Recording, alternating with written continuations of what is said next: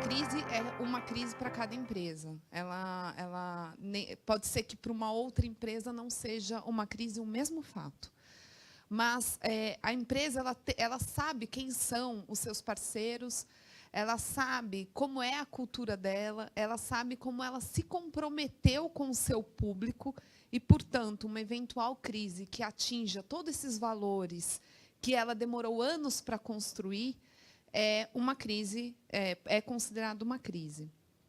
Eu já passei por várias empresas com o mesmo assunto e é impressionante como cada empresa trata de uma forma diferente, de acordo com seus próprios valores. O quanto que aquela situação a afeta ou não.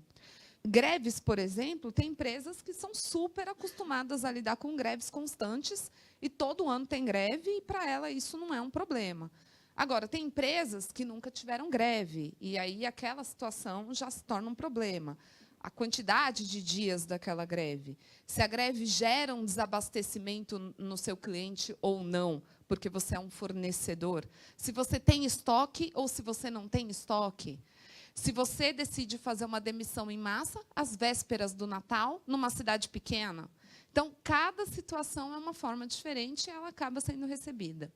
Uma situação, por exemplo, de trabalho escravo, em que você tem uma marca que chama muito a atenção de um público consumidor, ou você tem uma marca que o público não consome. Então, a repercussão de mídia e de mídia social, ela tende a ser menor. Então, a forma como você trata é diferente.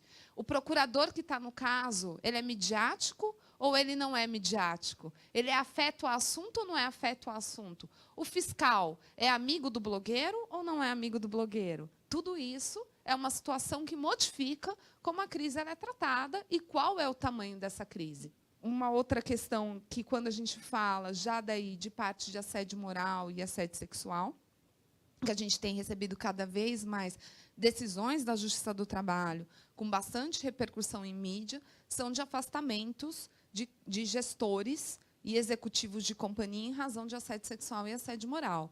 E esse tipo de notícia em jornal, como se a empresa não tivesse tomado atitude sobre aquela situação, e sim o judiciário ter que fazer uma decisão de afastamento desse executivo, também pode ser um dano de... Também pode ser, não, eu acredito que é um dano de imagem muito grande, se starta uma crise, porque são diversas frentes que são analisadas, desde, possivelmente, uma Comissão de Direitos Humanos de uma Assembleia Legislativa, até o Poder Judiciário, até o Ministério Público, até seus empregados.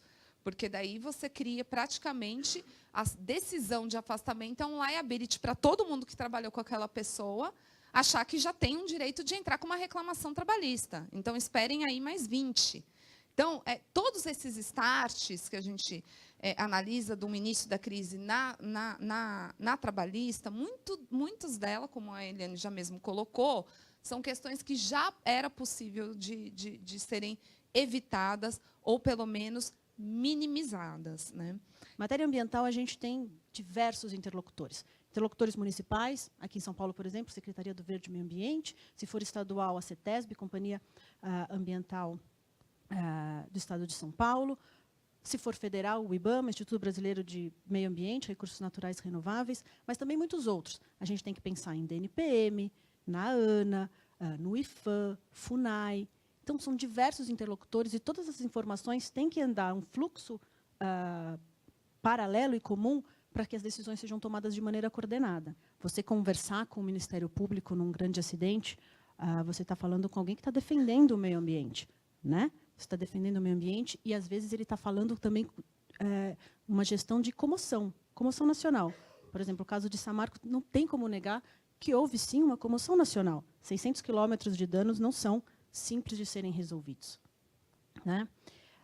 Então, a empresa e os advogados envolvidos precisam ganhar a confiança do interlocutor, do Ministério Público, para que eles tenham certeza que vocês estão tentando trazer a empresa para a regularidade ambiental, para que possa, sim, voltar a operar e buscar efetivamente o desenvolvimento sustentável, né? Esse relacionamento é um dos que eu acredito os mais importantes.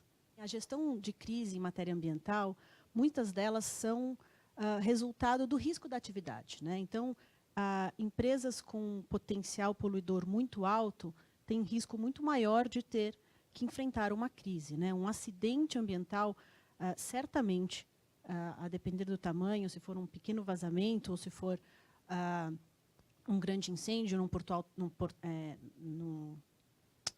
num terminal portuário, por exemplo, podem causar crises de tamanhos diferentes, de repercussões diferentes, e cuja a resposta tem que ser também especial e focada naquele tipo de problema. Mas a gente também tem, Maria Eugênia, crises que não são relacionadas ao risco da atividade ou que venham de um acidente. Por exemplo, nós temos alguns casos aqui no escritório de paralisação de atividade por o Ministério Público apontar uma alegada irregularidade no licenciamento ambiental. Então, instalar uma planta, por exemplo, com PCA e não com EIA-RIMA, né, com plano de controle ambiental e não com estudo de impacto ambiental, pode gerar uma liminar na justiça que paralisa suas atividades. E paralisação de atividades sempre é crise, né? Então, muitos nos perguntam, mas então, para que serve o advogado de meio ambiente num grande acidente ambiental?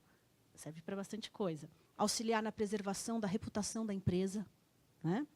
Minimizar prejuízos. É importante, sim, minimizar prejuízos, até para que a empresa tenha condições de arcar com aquela reparação. Resguardar a manutenção dos negócios. Isso é muito importante. Em caso de paralisação, mais importante, como que a gente vai retomar as operações, né? Se a atividade está paralisada, como é que eu vou conseguir retomar essas operações? Eu vou precisar de uma licença corretiva? Eu vou precisar de um novo licenciamento ambiental? Tem alguma chance daquela empresa voltar a operar da maneira como ela operava anteriormente?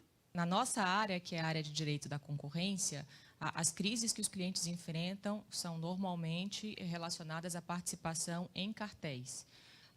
Cartéis são combinações de ajustes entre empresas concorrentes, normalmente para combinar preços, ou para alocar mercados, ou para dividir licitações, dividir clientes.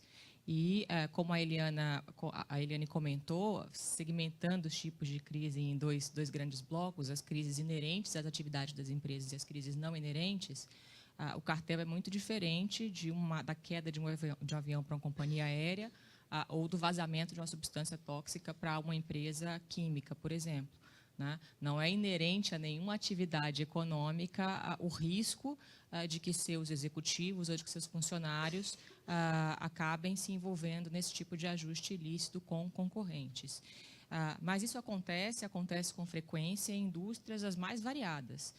Temos cartéis em autoescolas, cartéis em padarias, condenadas pelo CAD, inclusive, até cartéis entre empreiteiras, cimenteiras, empresas de autopeças, empresas grandes e, muitas vezes, nacionais ou subsidiárias de grandes grupos multinacionais. Mas como essa crise, uma crise gerada pela participação em um cartel não é inerente à atividade da empresa, as empresas não costumam ter protocolo para lidar com essa situação. No máximo, pela nossa experiência, o que nós vemos nas empresas, inclusive auxiliamos as empresas a fazer, é um protocolo para lidar com a situação de busca e apreensão, que é uma situação, sem sombra de dúvida, de crise, é uma situação muito traumática para a empresa, muito traumática para todos os funcionários, exige uma reação imediata e exige um time preparado para lidar com aquilo internamente, acalmando os funcionários e também colaborando com a autoridade investigativa, que tem, de fato, poder, né, tem um mandato judicial para cumprir aquele procedimento, a empresa deve cooperar. Então, muitas empresas já têm protocolos para lidar com busca e apreensão.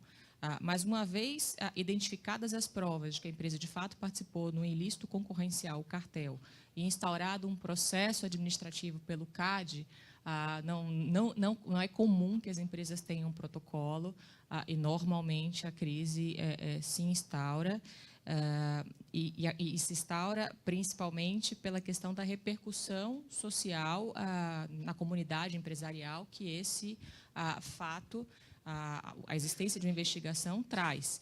É muito importante também que, nesse momento de crise pós a descoberta de um cartel, a empresa consiga definir rapidamente qual é a estratégia que ela vai adotar com relação à autoridade, com relação ao CAD, praticamente. se ela vai optar por se defender daquelas acusações ou se ela vai optar por fazer um acordo com o CAD, ou seja, colaborar com a investigação e fazer um acordo com o CAD, a chamada, né, uma espécie de delação premiada, que na nossa área se chama de acordo de leniência, que garante imunidade total à empresa que colaborar com o CAD. Isso é a primeira empresa que se aproxima da autoridade tem esse direito, consegue imunidade total quanto à multa, que pode chegar aos 20% do faturamento, e os funcionários envolvidos também têm imunidade criminal, porque o cartel, para a pessoa física, também é um crime, é um ilícito penal, e as pessoas físicas são sujeitas à pena de prisão, inclusive. Então, a leniência garante essa imunidade, uma decisão muito difícil para a empresa, porque ela vai delatar os seus colegas naquele acordo, né, os seus concorrentes, mas que eram também empresas que cooperavam entre si. Entregar funcionários, entregar provas é uma decisão difícil, mas tem esse grande incentivo da imunidade. E a terceira alternativa possível, quando o CAD já tem conhecimento do fato, quando alguém já celebrou uma leniência, é celebrar o chamado TCC, o termo de compromisso de cessação, que é um acordo com o CAD, não garante a imunidade, mas garante uma redução substancial na multa. E aqui, mais uma vez, a rapidez é importante, porque o TCC, no caso do TCC, quanto mais rápido a empresa procura o CAD, maior é o desconto a que ela tem direito. O desconto pode chegar até 50% para a primeira empresa, 50% da multa para a primeira empresa que procura o CAD. Então, rapidez na administração dessas questões internas, com colaboradores, e externas, com clientes e com autoridade, de fato, essencial na gestão das crises concorrenciais.